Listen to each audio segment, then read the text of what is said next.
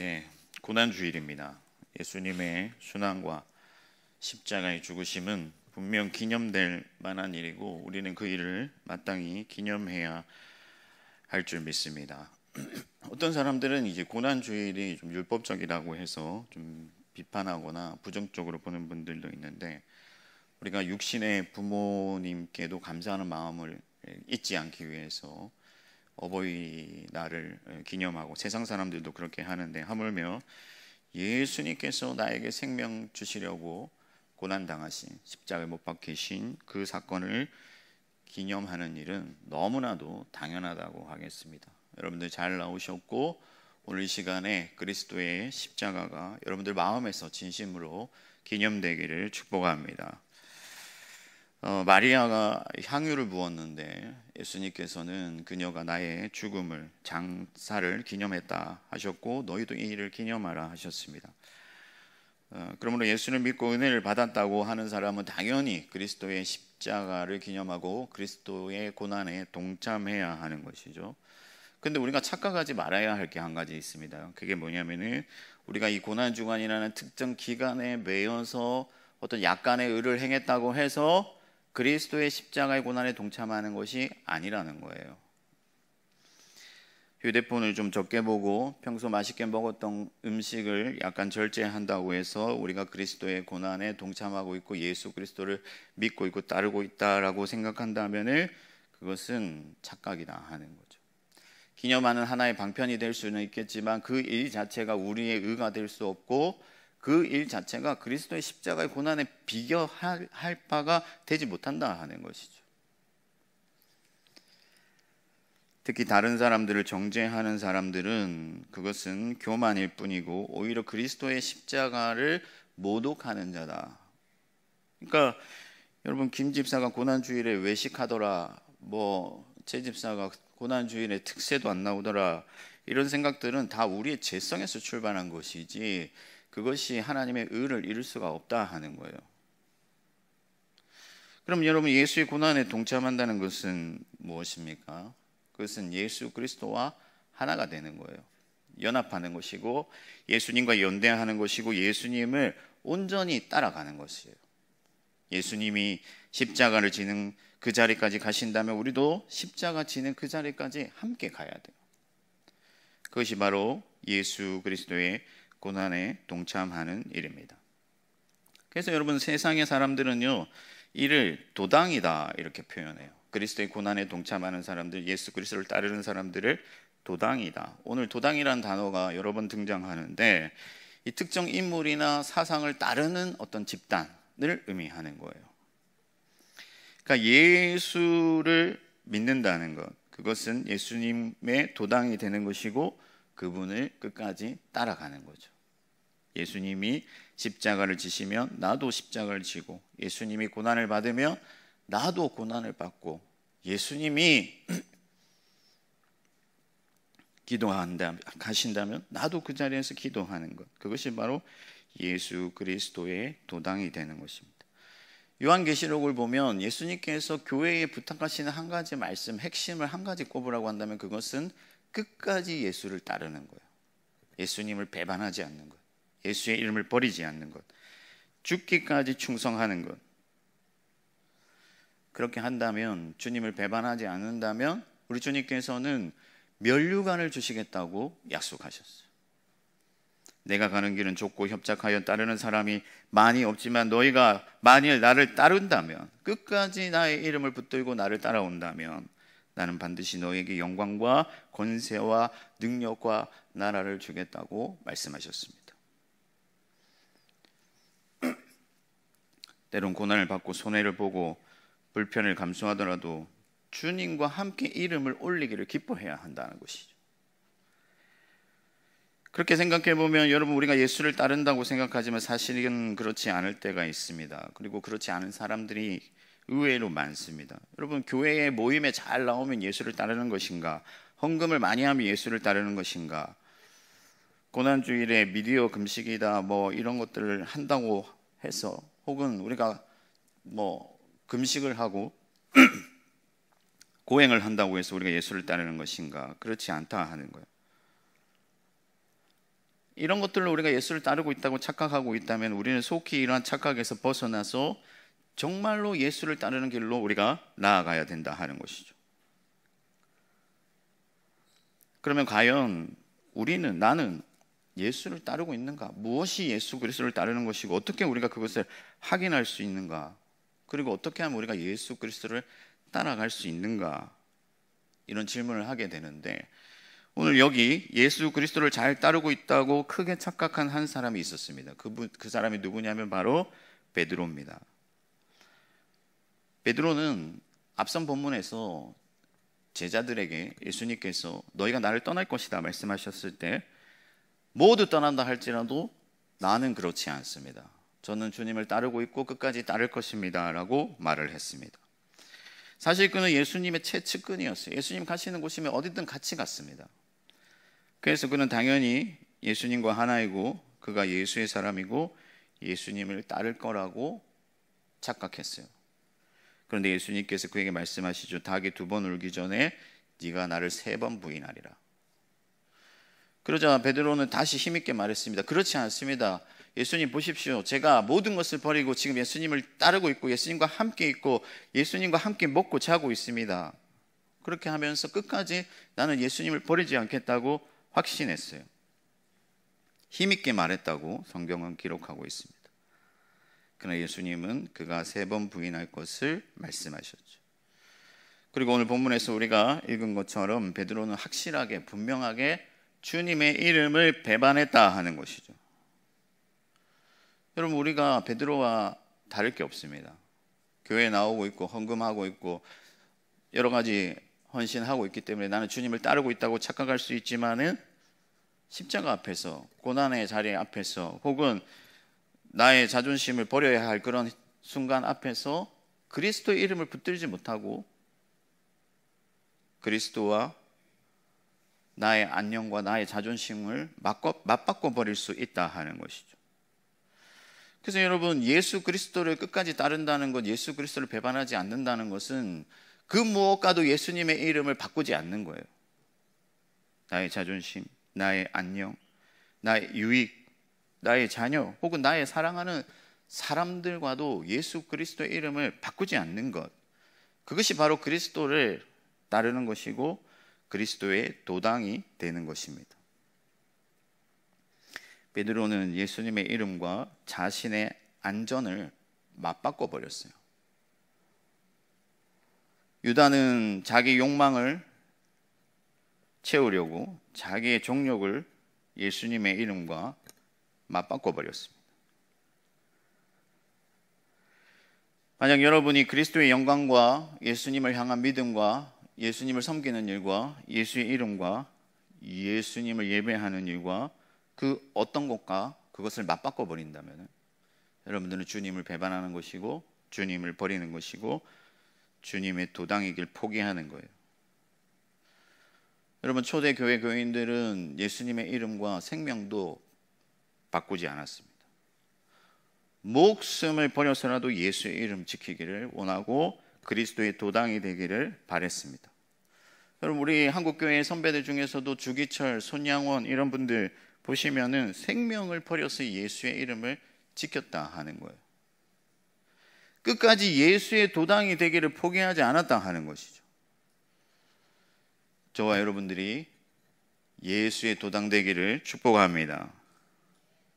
그런데 여러분, 실상 보면은 아주 작은 일에도 우리는 넘어진다 하는 것이죠. 베드로를 알아본 사람은 대제사장의 요종이었습니다. 여러분, 요종이다, 여자인데 종이다, 그 당시로 보면은 정말 하찮은 사람이에요. 아무것도 아니에요. 그런 나약한 한 사람 앞에서 베드로는 힘없이 무너졌습니다.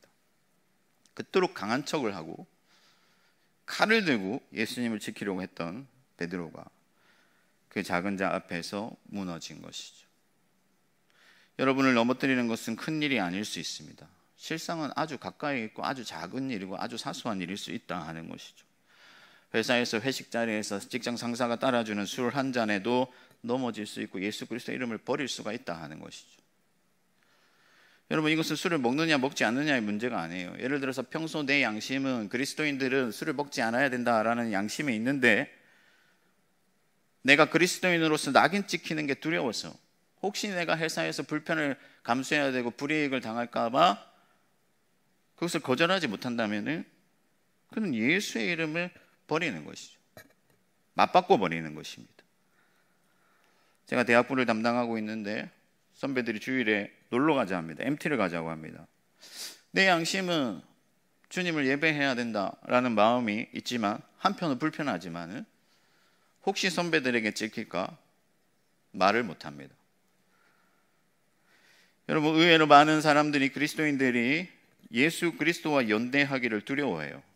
왜 그러냐면은 그리스도와 연대되고 내가 그리스도의 도당으로서 세상에서 낙인 찍히는 순간 불편을 감수해야 되고 손해를 봐야 되고 나의 어떤 삶의 반경이 줄어들고 내가 제한을 받기 때문에 당당하게 자신 있게 나는 예수의 도당이다 말을 하지 못한다 하는 거예요. 여러분, 만일 여러분들이 나는 예수의 도당이고 예수 믿기를 작정한 사람이고 끝까지 예수를 따르겠다고 세상에 선포한다면요, 여러분들은 예수님과 연대하는 거예요. 예수님과 함께 가는 것인데, 그 뒤로는 예수님과 같은 취급을 받게 돼요.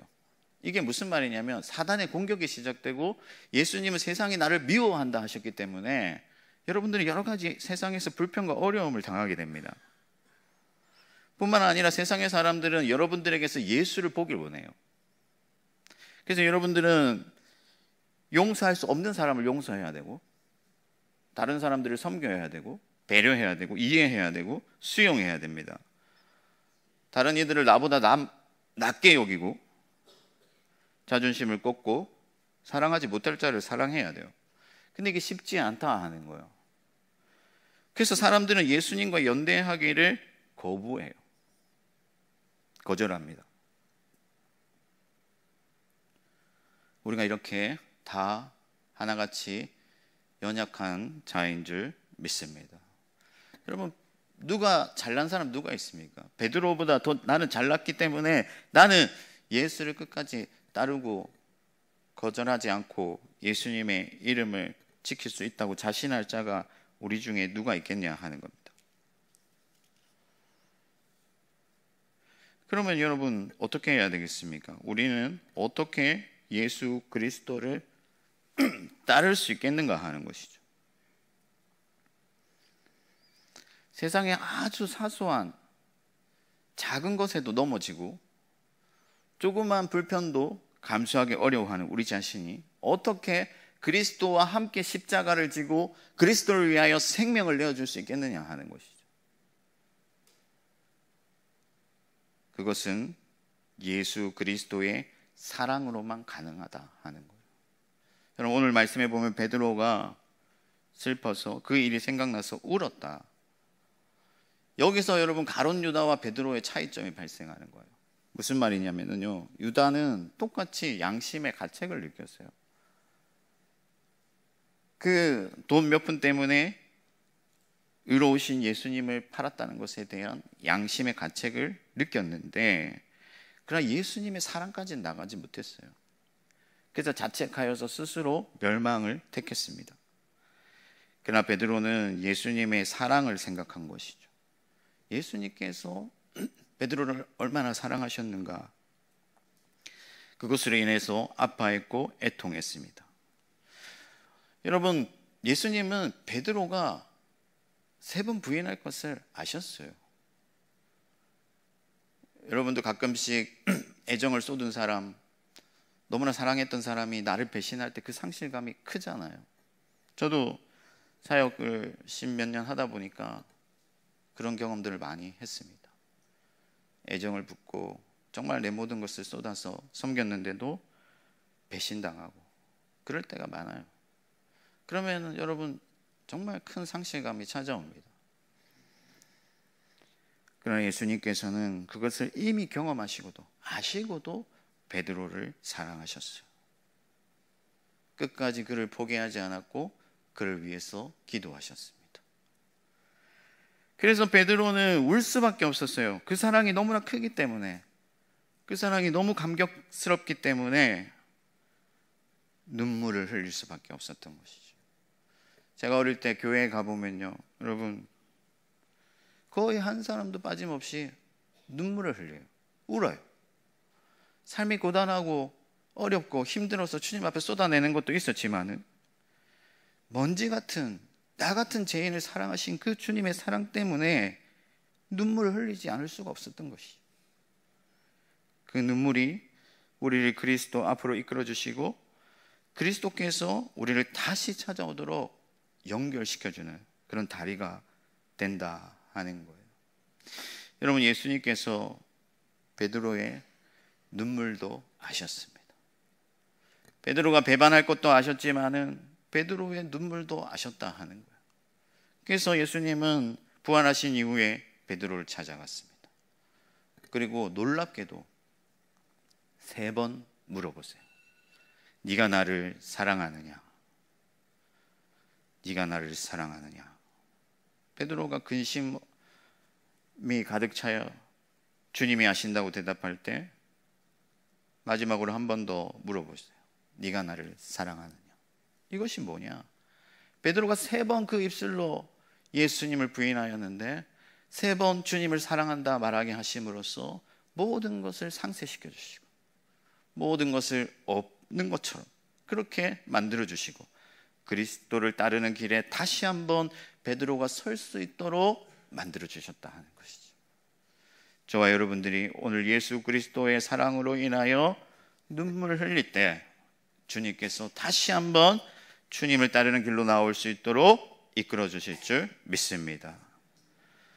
여러분, 우리가 예수 그리스도의 생명을 받았고 위대한 하나님의 유산을 상속받았고 장차 하나님 나라에 들어갈 특권을 받았다고 자부하면서도 얼마나 세상 속에서 그리스도의 이름을 숨기고 감추고 또 약간의 손해와 불편도 감수하지 않으려고 하는 모습들이 많습니까? 그런데도 주님은 여러분들을 사랑하셨다는 사실을 믿으시기 바랍니다. 예수님은 이미 사랑하셨어요. 우리와 같이 연약한 모습인데도, 이렇게 못난 모습인데도 우리를 사랑하셨다 하는 것이죠. 제가 새벽에 나와서 기도할 때 가끔씩 이해를 못하겠어요. 왜 주님이 나 같은 죄인을 사랑하셨는가?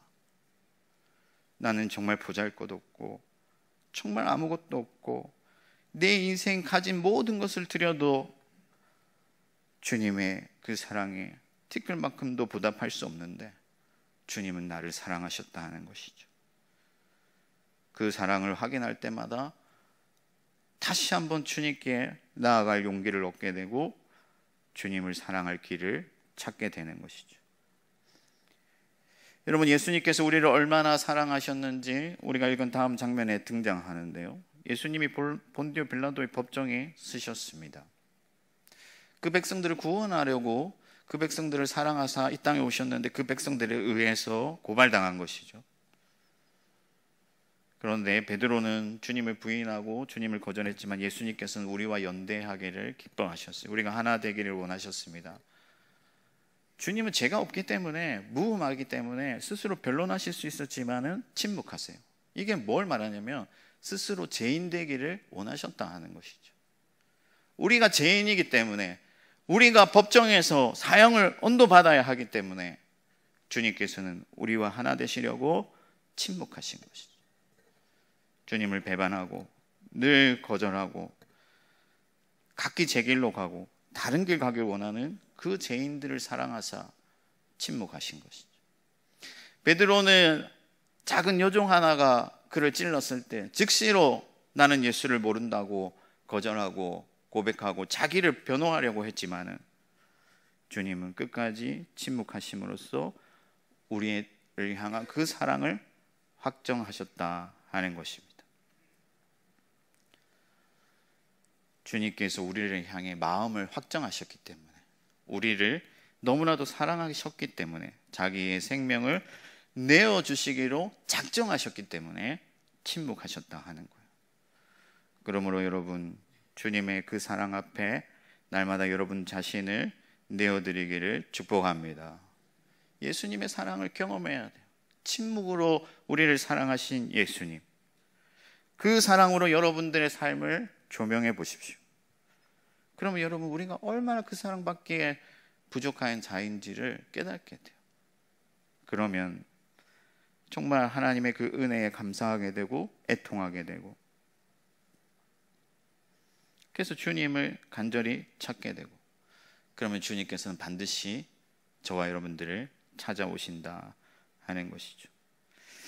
여러분, 오늘 이 새벽에 주님의 그 큰 사랑을 경험하게 되시기를 축복합니다. 주님의 그 큰 사랑을 생각하십시오.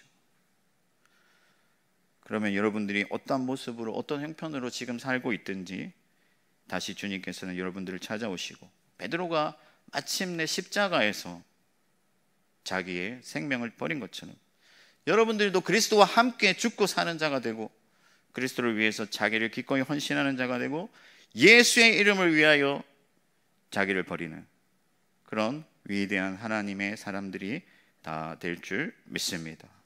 오늘 새벽에는 주님의 사랑으로 저를 다시 한번 일으켜 주십시오. 늘 주님을 배반하는 우리들이지만 예수님의 사랑에 붙들려 살기를 원합니다. 그렇게 기도하는 저와 여러분들 되기를 주님의 이름으로 축원합니다.